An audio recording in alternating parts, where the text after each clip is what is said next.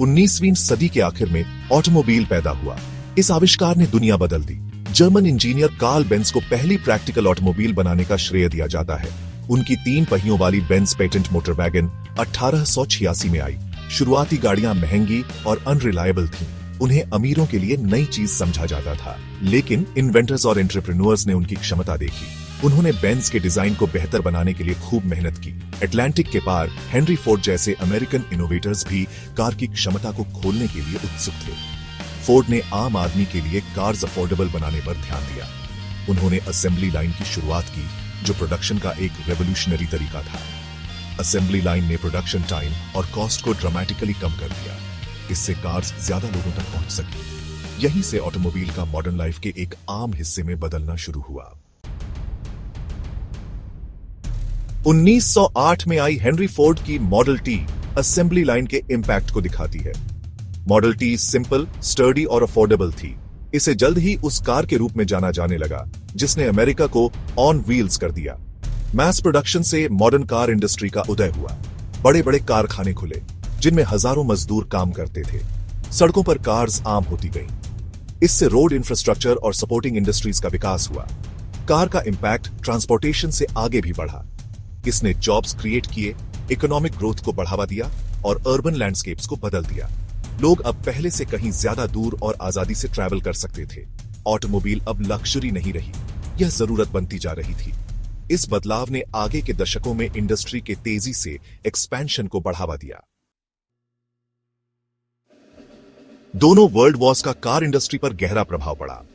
War time production demands के कारण engine technology और मटेरियल साइंस में तरक्की हुई।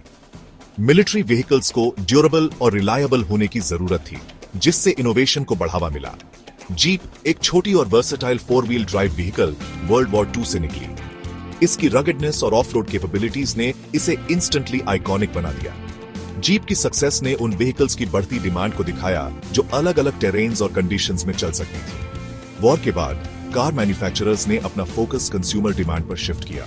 उन्होंने ऐसी कार्स बनानी शुरू की जो ज्यादा स्टाइलिश और कंफर्टेबल थी। जोर प्योरली फंक्शनल व्हीकल्स से हटकर उन व्हीकल्स पर हो गया जो ड्राइविंग का एक ज्यादा एंजॉयबल एक्सपीरियंस देती थी। इस पीरियड में यूरोप में भी कार ओनरशिप बढ़ी। वोल्क्सवैगन, रेनो और सिट्रोएन जैसे मैन्युफैक्चरर्स ने मैसेस के लिए अफोर्डेबल कार्स ऑफर की।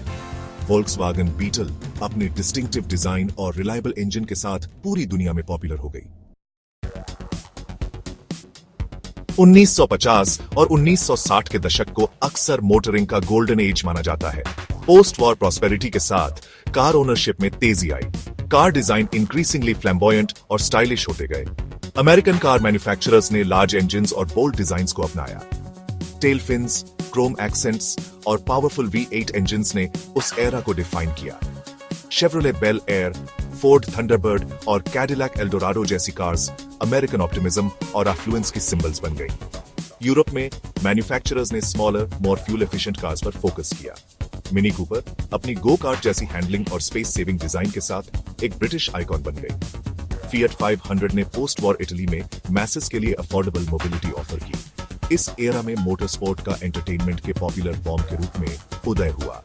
मोनाको ग्रैंड प्री और इंडियानापोलिस 500 जैसी रेसेस ने दुनिया भर के दर्शकों को आकर्षित किया।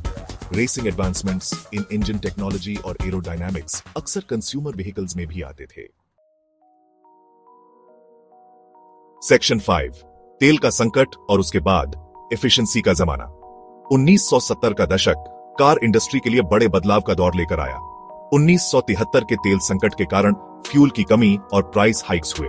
इससे कार मैन्युफैक्चरर्स को अपनी प्रायोरिटीज पर फिर से विचार करने के लिए मजबूर होना पड़ा। फ्यूल एफिशिएंसी कंज्यूमर्स के लिए एक बड़ी चिंता बन गई। स्मॉलर, मोर इकोनॉमिकल कार्स ज्यादा पॉपुलर होने लगी। टोयोटा और होंडा जैसे जापानीज मैन्युफैक्चरर्स ने इस ट्रेंड का फायदा उठाया।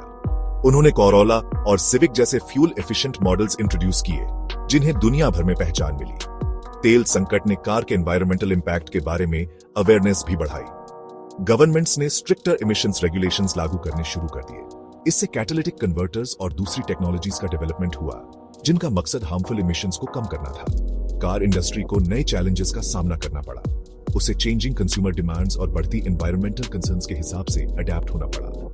यह इंडस्ट्री के इतिहास में एक टर्निंग पॉइंट था। सेक्शन 6 इलेक्ट्रॉनिक्स का उदय, कंप्यूटर्स अंडर द हुड। 20वीं सदी के आखिर में ऑटोमोबाइल्स में इलेक्ट्रॉनिक्स का तेजी से इंटीग्रेशन हुआ। कंप्यूटर्स इंक्रीजिंगली पावरफुल और कंपैक्ट हो गए। इससे electronic fuel injection, anti lock brakes और दूसरे एडवांस सेफ्टी फीचर्स का डेवलपमेंट हुआ। Electronic stability control, traction control और एयरबैग्स इंक्रीजिंगली कॉमन हो गए। इन इनोवेशंस ने व्हीकल सेफ्टी और हैंडलिंग में काफी सुधार किया। इन्होंने एक्सीडेंट्स को कम करने और जान बचाने में मदद की। इन कार एंटरटेनमेंट सिस्टम्स में भी तेजी से तरक्की हुई। कैसेट प्लेयर्स की जगह सीडी प्लेयर्स ने ली और आखिर में MP3 प्लेयर्स और ब्लूटूथ कनेक्टिविटी आ गए। नेविगेशन सिस्टम्स इंक्रीजिंगली सोफिस्टिकेटेड हो गए, जो रियल टाइम ट्रैफिक अपडेट्स और टर्न बाय टर्न डायरेक्शंस देते थे। इलेक्ट्रॉनिक्स के इंटीग्रेशन ने ड्राइविंग एक्सपीरियंस को बदल दिया। कार्स ज्यादा सेफ, मोर एफिशिएंट और ड्राइव करने में ज्यादा एंजॉयबल हो गईं। इसने ऑटोमोबाइल इंडस्ट्री में अगले बड़े रेवोल्यूशन, इलेक्ट्रिक व्हीकल्स के उदय का रास्ता तैयार किया। सेक्शन 7 ग्लोबलाइजेशन और कंपटीशन मैदान में नए खिलाड़ी। 20वीं सदी के आखिर और 21वीं सदी के शुरुआती दौर में कार इंडस्ट्री में ग्लोबलाइजेशन बढ़ा। जापान, साउथ कोरिया और दूसरे देशों के मैन्युफैक्चरर्स ने अमेरिकन और यूरोपियन ब्रांड्स के डोमिनेंस को चैलेंज किया। इस बढ़ी हुई कंपटीशन के कारण हायर क्वालिटी कार्स मोर कंपेटिटिव प्राइसेस पर मिलने लगी। कंज्यूमर्स को वाइडर रेंज ऑफ चॉइसेस और better value for their money का फायदा हुआ। Global car market increasingly interconnected और कॉम्प्लेक्स हो गया। मैन्युफैक्चरिंग भी इंक्रीजिंगली ग्लोबलाइज्ड हो गया। कार पार्ट्स पूरी दुनिया से सोर्स्ड किए जाते थे। टारगेट मार्केट्स के करीब होने के लिए अलग अलग देशों में असेंबली प्लांट्स लगाए गए। इससे सप्लाई चेन्स और लॉजिस्टिक्स का एक कॉम्प्लेक्स वेब बन गया। कार इंडस्ट्री में चाइना के एक मेजर प्लेयर के रूप में उदय का काफी इंपैक्ट पड़ा।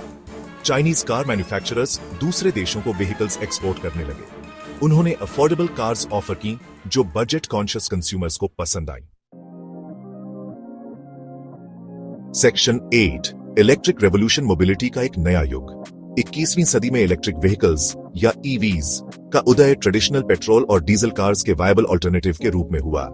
क्लाइमेट चेंज और एयर पोल्यूशन की चिंताओं ने EVs के डेवलपमेंट को बढ़ावा दिया। बैटरी टेक्नोलॉजी और इलेक्ट्रिक मोटर्स में एडवांसमेंट्स ने EVs को ज्यादा प्रैक्टिकल और अफोर्डेबल बनाया। गवर्नमेंट्स ने EV एडॉप्शन को इनकरेज करने के लिए इंसेंटिव्स ऑफर किए। चार्जिंग इंफ्रास्ट्रक्चर का तेजी से विस्तार हुआ। टेस्ला, एक अमेरिकन इलेक्ट्रिक कार मैन्युफैक्चरर, ने EVs को पॉपुलर बनाने में अहम भूमिका निभाई। टेस्ला की मॉडल S, एक हाई परफॉर्मेंस इलेक्ट्रिक सेडान, ने इस परसेप्शन को चैलेंज किया कि EVs स्लो और अनअट्रैक्टिव होती है। एस्टैब्लिश्ड कार मैन्युफैक्चरर्स ने भी EV डेवलपमेंट में हेविली इन्वेस्ट करना शुरू कर दिया। उन्होंने हाइब्रिड व्हीकल्स इंट्रोड्यूस की, जिनमें पेट्रोल या डीजल इंजन्स को इलेक्ट्रिक मोटर्स के साथ कंबाइन किया गया। इसने फुली इलेक्ट्रिक कार्स की तरफ ट्रांजिशनिंग करने वाले कंज्यूमर्स के लिए एक स्टेपिंग स्टोन दिया। सेक्शन 9 आगे की राह, ऑटोनमस और सस्टेनेबल। कार इंडस्ट्री एक और बड़े ट्रांसफॉर्मेशन के कस्प पर है। ऑटोनमस ड्राइविंग टेक्नोलॉजी तेजी से एडवांस कर रही है। सेल्फ ड्राइविंग कार्स अब फ्यूचरिस्टिक फैंटेसी नहीं है, वे रियलिटी बन रहे हैं। सेंसर्स, कैमरास और आर्टिफिशियल इंटेलिजेंस कार्स को बिना ह्यूमन इंटरवेंशन के रोड्स पर नेविगेट करने में इनेबल कर रहे हैं। इस टेक्नोलॉजी में ट्रांसपोर्टेशन में रेवोल्यूशन लाने की क्षमता है, इसे ज्यादा सेफ, मोर एफिशिएंट और मोर एक्सेसिबल बनाकर। सस्टेनेबिलिटी एक टॉप प्रायोरिटी बनी हुई है। कार मैन्युफैक्चरर्स हाइड्रोजन और बायोफ्यूल्स जैसे ऑल्टरनेटिव फ्यूल्स एक्सप्लोर कर रहे हैं। वे फ्यूल एफिशिएंसी इंप्रूव करने के लिए लाइट वेट मटेरियल्स में भी इन्वेस्ट कर रहे हैं।